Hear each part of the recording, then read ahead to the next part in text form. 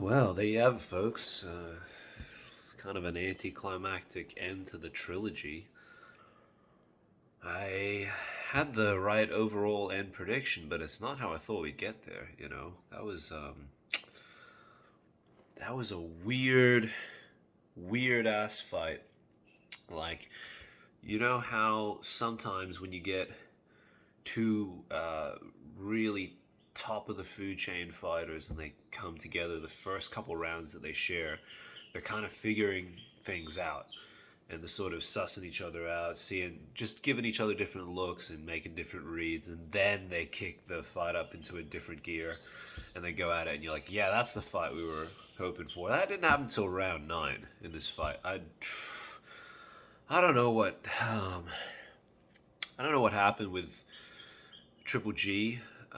You can put it down to age, but he took a while to get going in the Murata fight, and the Derevianchenko fight, and even some of the other, like the fucking Steve Rolls and stuff like that. Like, it almost looks as if he's in there trying to, I guess, adopt that new style. Going almost.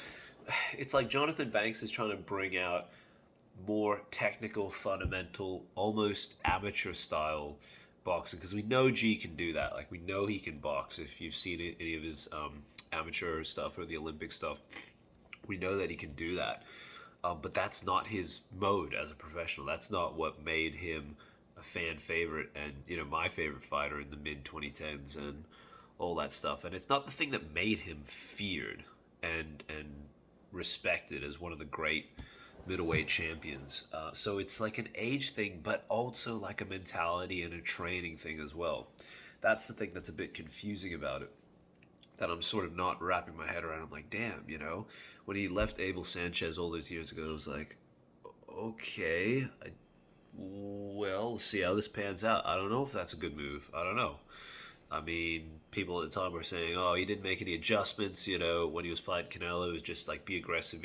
But in hindsight, he produced the best results against Canelo when he was training with Sanchez, and that aggressive style where he is like walking Canelo down more, making him uncomfortable, pressuring him, and emptying his gas tank. Because we now, we know that Canelo has his pace of fight that he likes to fight at, and he's got not stamina issues, but he's got, like, that's his one of his only crutches, because everything else he's so advanced, and so that's one of his only things that really people can, like, Bivol can take advantage of.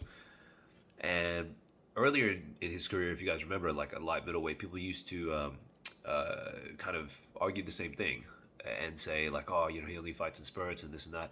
And then as he got more experience and he got better at landing the quality power shots, he was able to reduce the tempo of the fight to a level that made it appear as if his stamina issues were not as much of a problem anymore.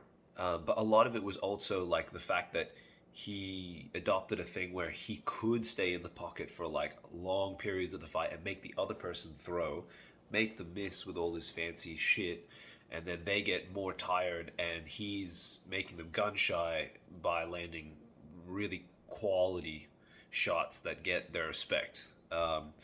And so it's not necessarily that maybe his conditioning improved a little bit, but it's not that it went away. So really, that's what you would think is the only way to beat Canelo is to take the fight to him and make him fight all 3 minutes of the 12 rounds. And the thing is, like, yeah, age always like plays a factor, but Golovkin didn't look like he emptied the tank, at the end of the fight. He still looked pretty fresh, and that's when he came on rounds 9 through 12. Like, that's when he started to get into gear. It makes you wonder, like, damn, if this was a 20-round fight, what would have happened? How would it have gone? Like, would G just keep going? Because I don't know. He said it was a tactical error or something. I don't know, man. Like, it looked like a totally different mentality. I don't necessarily think it's just down to like tactics, because whose fucking tactic is to like wait them out till the ninth round and like, yeah, now we're gonna turn it on. in the last third of the fight. Like, that's not going to work, man. You already know that you'd been robbed in the first fight, and the second fight, was super close, and the decision went his way. And then this fight, it even showed that with the results at the end, the 7-5 things, it was like, dude, like Gennady, if he turned it up in round 5 or 6, he might have eked this out. With that judging. I'm not saying that's right because I gave Triple G like 3 rounds, but it could have been like the pendulum swings the other way, man, and G would have like gotten it, and we would have looked back on it like, oh wow, that was fucked up. But as it is, G doesn't win any of the Canelo fights on paper, and he just didn't have that urgency. Like he didn't show that he really wanted to dominate Canelo and take the fight to him and beat him so convincingly that it kind of goes like, yep, yeah, he was the better fighter the whole time. Like, now we'll just never know. I guess the thing is, it looked like he was getting in range like a lot, but he was just having a hard time pulling the trigger. He had that old man stiffness, kind of like robotic sort of thing, where he was there for the taking. Like he was right in front of Canelo a lot of the times, but as soon as Canelo launched any sort of offense, G would just back out, and he actually showed like really actually incredible defense, like stuff that we're just really not used to seeing him doing.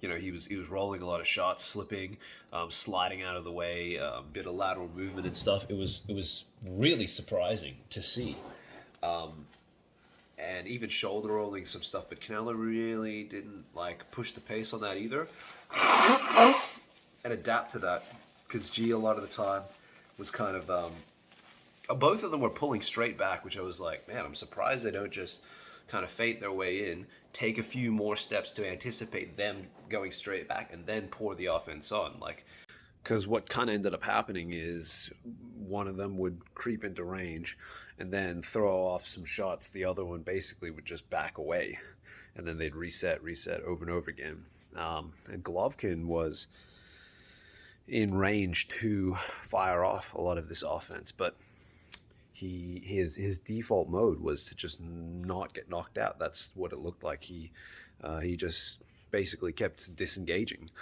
and Canelo also surprised me because he beat him in the jab battle. Like, traditionally, we've seen Golovkin always win the jab war, and even when Canelo fought like Kovalev and stuff, like, he was happy to secede the jab battle to basically, wade his way into range and counterpunch off that jab thing. Like, he just neglect it and then try and score the more hurtful shots, right? So it was curious to see Canelo timing Golovkin's probing jab, which was not as effective because he didn't mix up the rhythm and the power to then put more behind it. And he almost never let go of his right hand, Golovkin. It was hard. It was hard to see that that decline. But yeah, Canelo was zipping his jab in between the jabs of Golovkin. He was more accurate. He was putting power behind it. He was getting Golovkin to respect the space in between them. So Canelo was controlling the space in between them as well as moving forward. It was good stuff. Canelo, though, I kind of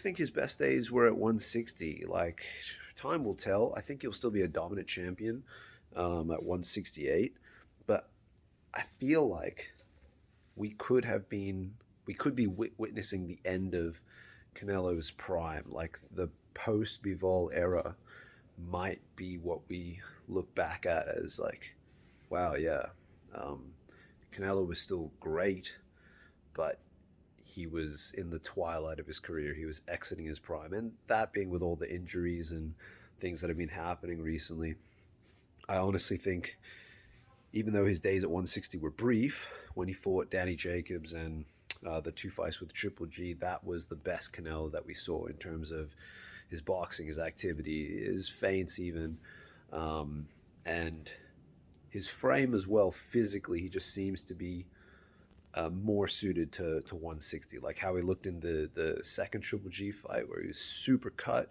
had heaps of energy, tons of power, was not like undersized, you know. But he's so good, like his skills are so good that he could go to 160 and wipe out all the champions there, you know, which is like, if you can do that, why the hell not?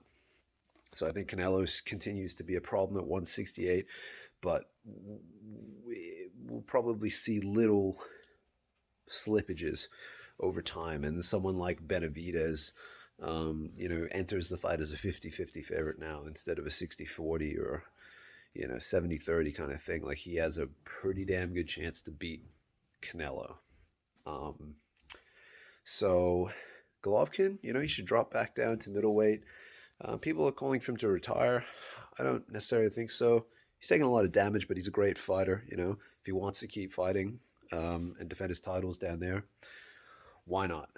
He can still beat pretty much anyone at 160. I truly believe that. He just has to go in with the right game plan, and he has to be way more aggressive. He has to get back to that Golovkin thing that, you know, even in the Murata fight, when he turned it on later after the first third of the fight, when he turned it on against Murata, I was thinking, like, that's shades of the old Triple G. If he can do that kind of thing consistently over the course of a whole fight, he can still beat the Charlos out there in the Eubanks, and, you know, heaps of people at 160. So he's very far out of his prime, but he's not totally done yet, in my opinion. Um, and, you know, Triple G is just, it's one of those things where I look back at, and, you know, he was my favorite fighter in the 2010s. I feel some element of um, pity or just sadness being a massive fan of his, because when he was the most dangerous, he really didn't get the shots and the opportunities to prove legacy wise that he is one of the great middleweights of all time.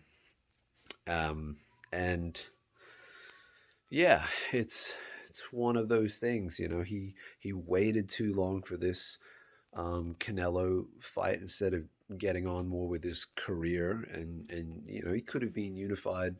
I mean, undisputed middleweight champion several times, um, but it didn't quite happen. You know, for him, whatever management or whatever they picked. You know, like Steve Rolls and that shit. Like, you shouldn't be fighting the Martirosians and the you know, the Dominic Wades and stuff like that. Like, when you could have been fighting the Andrades and the Charlos and just better opposition. But sometimes that can't be helped, you know. Like, I'm sure he wanted to fight them, but, you know, some things are just out of his control. So I would say, you know, they both go their separate ways, and I still am fans of both fighters. I think Triple G showed a lot of resilience and heart to not get knocked out in that fight and to go the distance. Just played out in a way that wasn't the most pleasing for us fans, and it is what it is. Sometimes that happens, you know. Still got to give a lot of respect to both guys, but I just damn, I just wish this trilogy happened in 2015, 2016, 2017. That's what it should have been. Um, but it'll go down as one of those what ifs, you know, another Mayweather Pacquiao almost. So, anyway, what did you guys think of the the closer to the trilogy, and how do you have the trilogy overall? Like, me personally, I haven't gone back and scored it, but from what I remember, I would have it Triple G in the first, a draw in the second fight, because it could have gone either way. And both guys, I don't believe any one person dominated the other significantly. And then Canelo easily 9-3 in the third fight. It almost swapped the first and the third. So, yeah, let me know.